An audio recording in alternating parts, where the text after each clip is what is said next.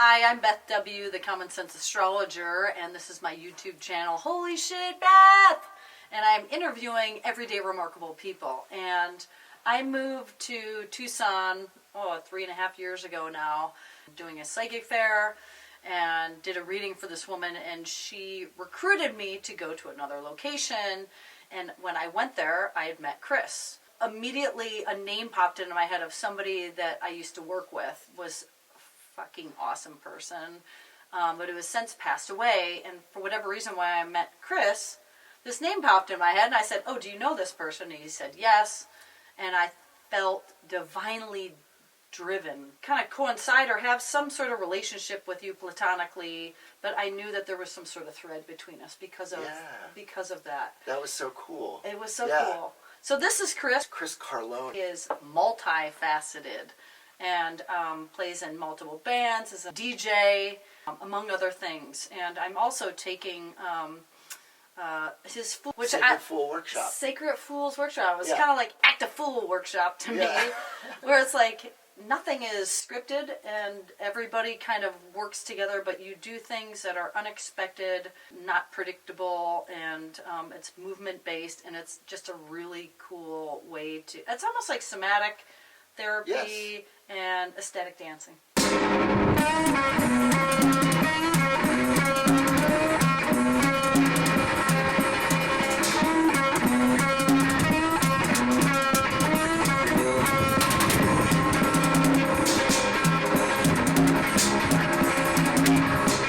Exactly. And that's something I've been really into in the last few years, is like when something has its own mind or path or like life, like let it go, like follow it. You know? So throw and leave a little popcorn trail as we go. Right. What else do you do, Chris?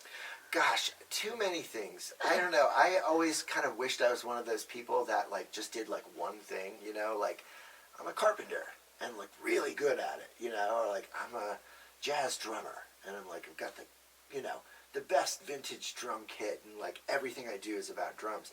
But I've always been all over the place, you know, and so inspired, and I just sort of follow that. Like I said, at times I've wished that I was just one thing artistically, but now at this more advanced age that I'm entering, almost 55, I'm so glad I've done so many different things. I feel like they all sort of like make whatever I'm doing like that much more rich, and I've got so much more experience to draw from in whatever I'm doing. But those things might include, you know, really it started out with music.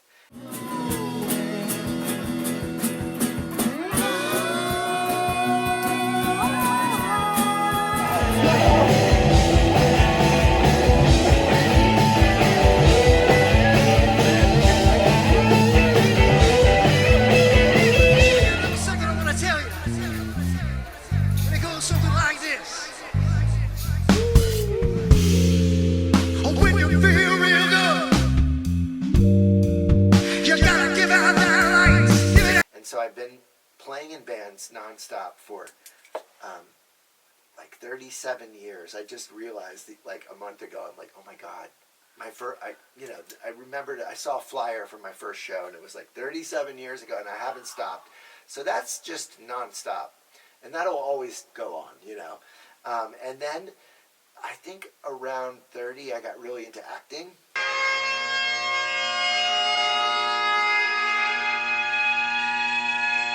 Explored that, and I had just moved to New York City, so it was, I mean, what a great place. Like, if that's an interest of yours, like the best place to see theater in the world, maybe. Yeah. And just to be able to take any kind of classes you want, like you name it, in the world of theater, and just have all these masters there to learn from. And that sort of shifted when my daughter was born. I did that heavily for about 10 years while still doing the music. And then that shifted into filmmaking.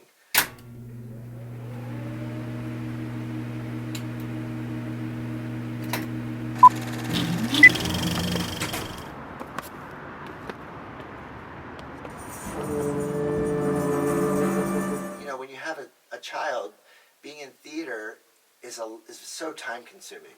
You know, it really just, that's everything like that you're doing for like 3 or 4 months until the play's over from beginning to end. So I found, I could audition for short films or, and movies, it's a lot shorter of a time commitment. And then I got into being on the other side of the camera and starting to make fun little music videos for my own bands.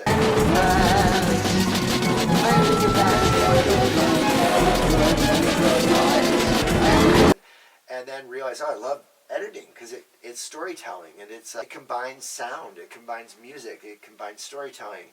So I really got into editing, photography, kind of went back to school for a little bit for that. And that has been nonstop for about 20-something years of doing photography. And then actually more like 15 years ago, I got really into dance.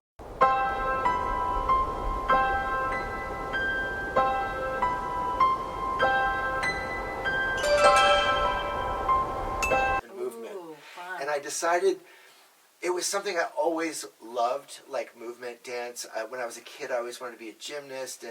And once I got into that, it sort of opened up this whole world. And I was also in New York City, so I was, again, like everything you could dream of is there for dance and movement.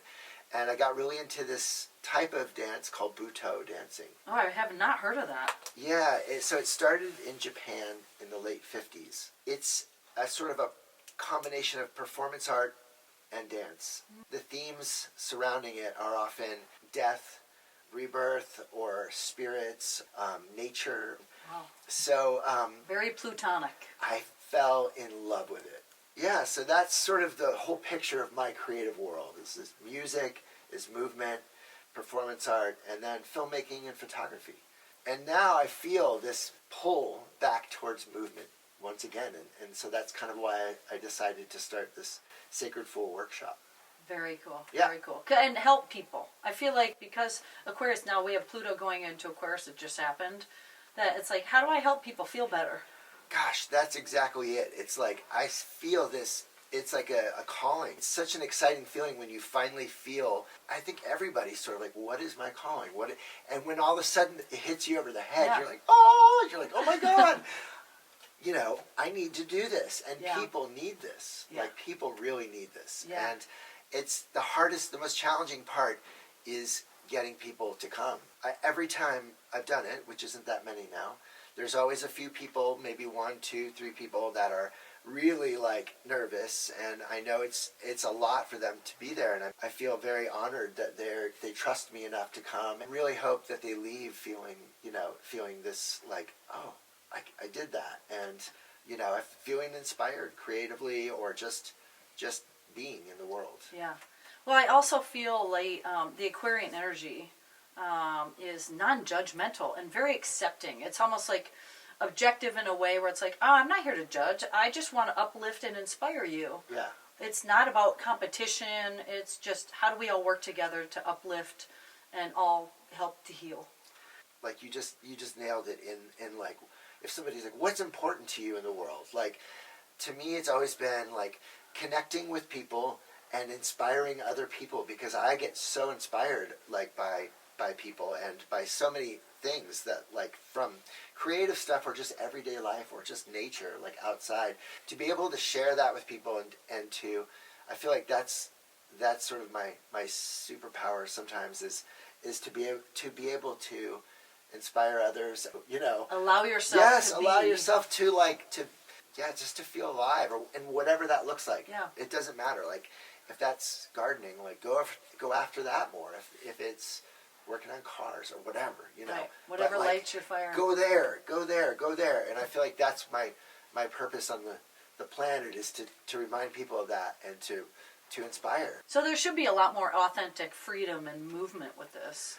And Right. just kind of all supporting each other. And to uplift and heal humanity Yeah. through movement or whatever. Oh my gosh, there's so much to that. Yeah. Yeah. And music. Yes, And music. for sure. I mean, I feel like movement is this thing that I feel like a lot of people overlook it because they're like, oh, I'm not a dancer. That's just for dancers. Or like, I can't dance. The Sacred Fool Workshop is really like, it's not about what you look like when you're moving. It's not like, how do I look on the dance floor or whatever. It's about, I'm just going to give you like picture this. What happens to your body when I say these words? Or like give you an activity that sort of takes you out of what you look like. You know, there's something so magical, and the essence of who we are is inside of us, and that can be accessed through movement. Yeah. And that's like, it's like this incredible thing that no one really, that people overlook. They don't allow themselves to do it. Or like, I can't dance, and it's like,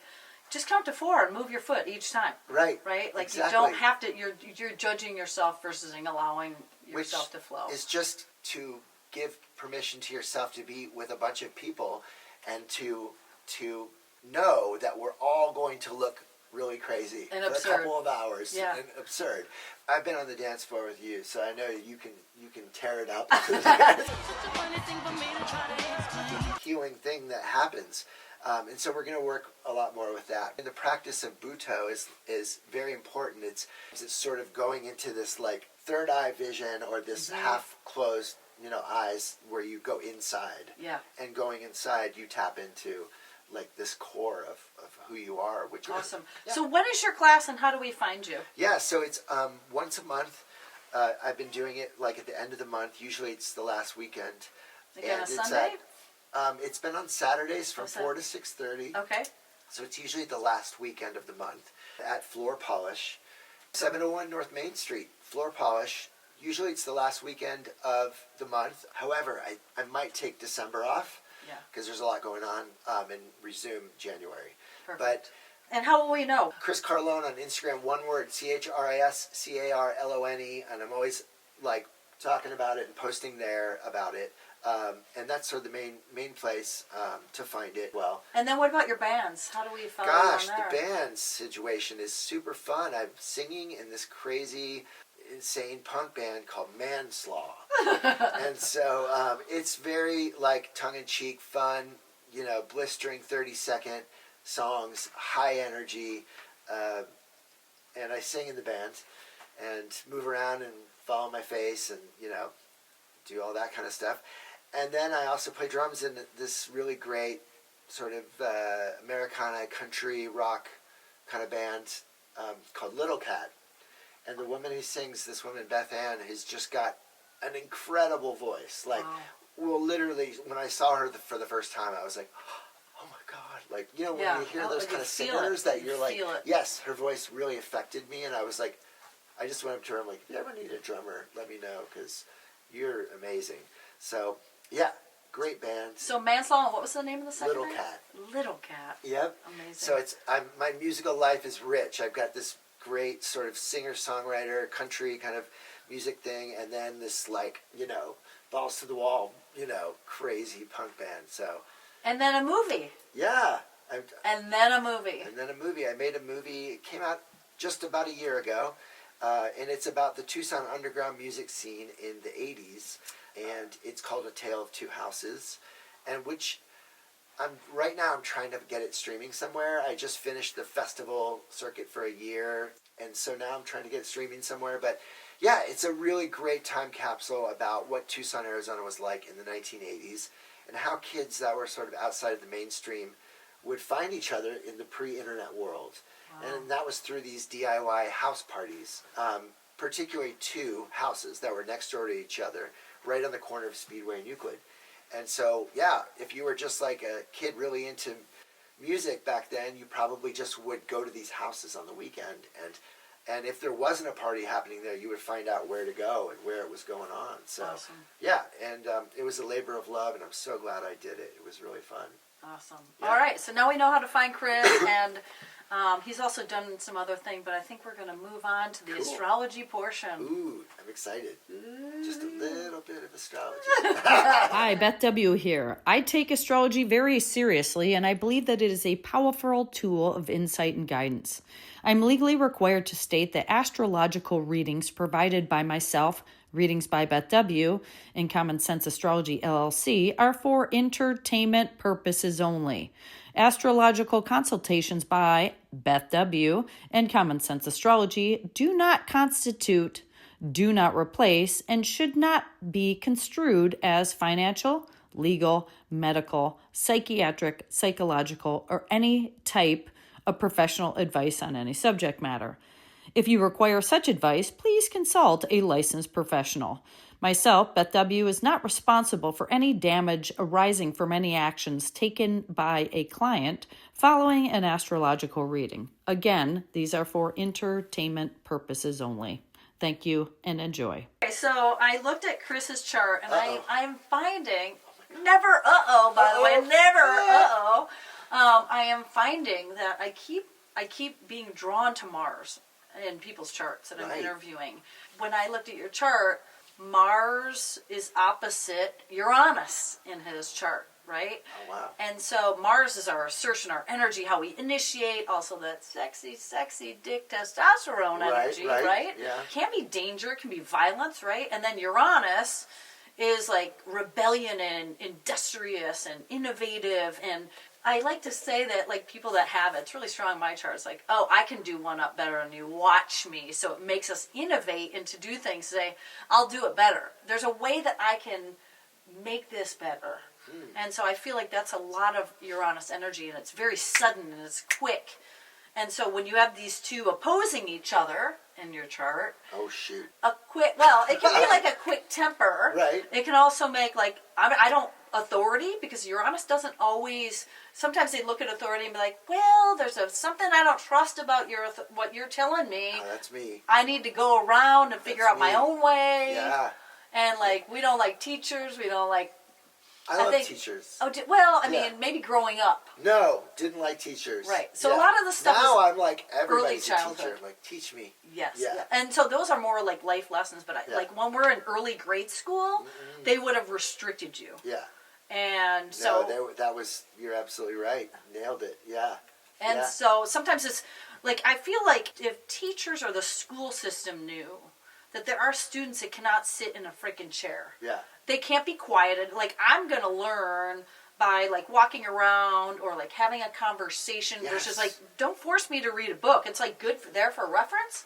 But, like, if you tell me a concept and I have questions, that is how I'm going to learn. Oh, my God. But sitting in a chair locked down, we can't move, and get a pass to the freaking bathroom, it's like, let me just go. Get a piece of paper that says you can go take a dump or something. I mean, it's not a place for smart people, Jerry. Right?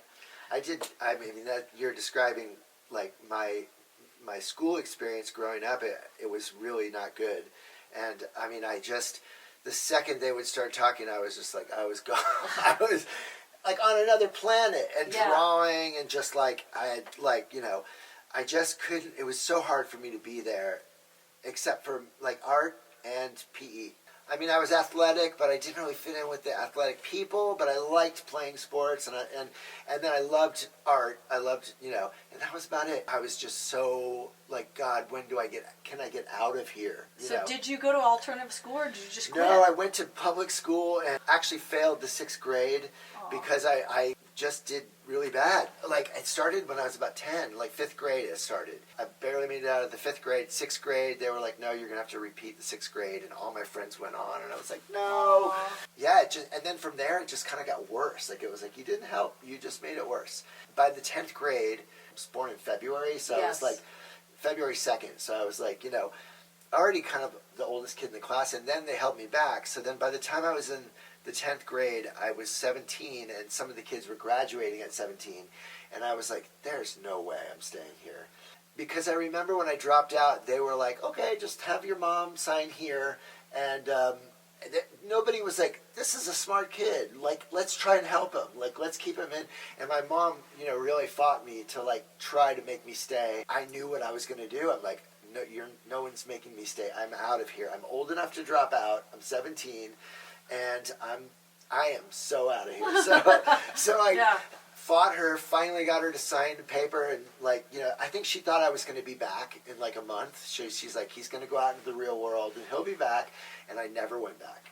And, and I was just like, yes! I was just like, freedom! Rebellious! Yeah, so I immediately, like, got my first rock band. I was 17 years old. I was playing out clubs already and parties, and I was like, I was doing what I wanted to do. I was going to be a rock star. I was like, so I was washing dishes at the cool cafe in town that was open till 2 in the morning, and it was like where everybody hung out, and I was so happy. I was like, immediately just found, like Yeah. my place in the world. And Yeah. I was like, never looked back. I was Like as I'm driving here, I was like, you know what?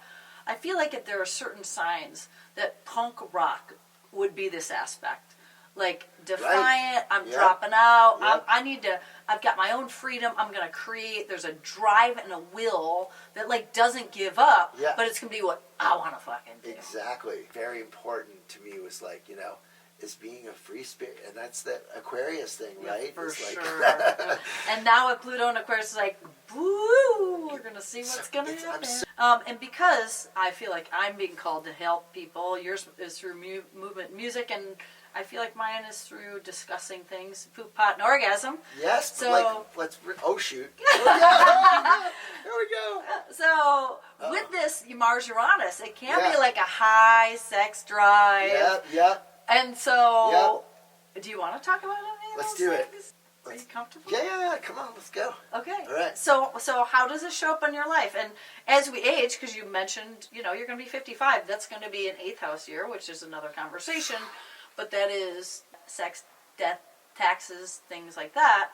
Like how does the sex part for you? Is there any correlation? Have you had any issues with aging? As a man, I feel like it's important, the testosterone, but yours might be strong with this aspect. Oh my God. I just I wish I kind of just hasn't gone away. And I almost kind of wish that it would. No, you don't. No, you I'm don't. like, can you just dial it back a little bit? I'm like, But that's oh your my fountain God. of youth. That's your fountain of youth. Maybe that's what it is. Like, it's stronger than ever. Yeah. Maybe stronger than ever. And I'm like, go away. No, you don't wish Okay. that. All right. Maybe I don't want to wish. I don't know. You don't Maybe wanna wish I that. never really thought about it as my fountain of youth. Chris, thank you so much. Oh my gosh, This it was is really such incredible. a blast. I love talking to you. We could Yeah. go on and on. We could. Yeah. We could. Cool. I appreciate it. Thank It's you. really Thank great. you. It's an honor and, to be here and sit with you. And I love your weekly forecasts. Like as soon as they come on, if I'm cooking something or whatever, I'm like, okay, yeah, I want to tune into that Awesome. little bit of astrology. I appreciate Yeah. the little bit of astrology. Yeah. And again, www.readingsbyBethW is my business, and Do it. Common Sense Astrology is the name of my LLC. But I really have a client-centric approach. I can involve all the different variations, whether it's karmic, evolutionary, but it's kind of like, what is that person going through right now, and how can I help them get through life without thinking they're stuck, or like how can we reframe things and help you live life fuller. And so it makes me feel really good to be able to do that for people. So That's awesome. Yeah. Awesome. Well, Great. thank you, and until the next episode. Make sure you like and subscribe onto her YouTube channel. Holy shit, Beth. Holy shit, Beth. Holy shit, Beth. Holy shit, Beth.